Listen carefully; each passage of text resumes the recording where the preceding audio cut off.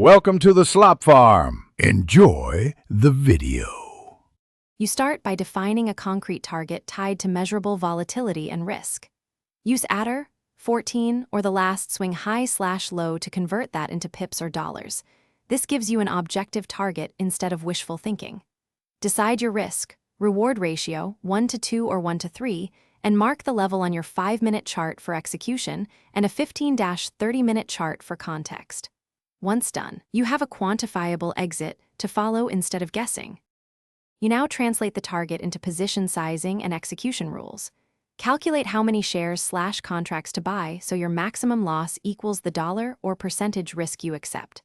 Place the stop loss at a structural level or an ATR-based multiple to avoid noise. This defines distance to target and thus position size.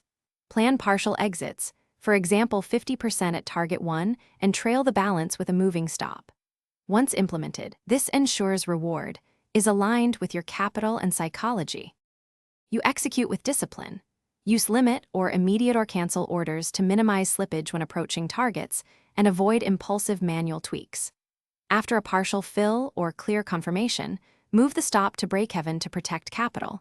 Then trail the remaining position with a rule-based method like ATR-based trailing stops.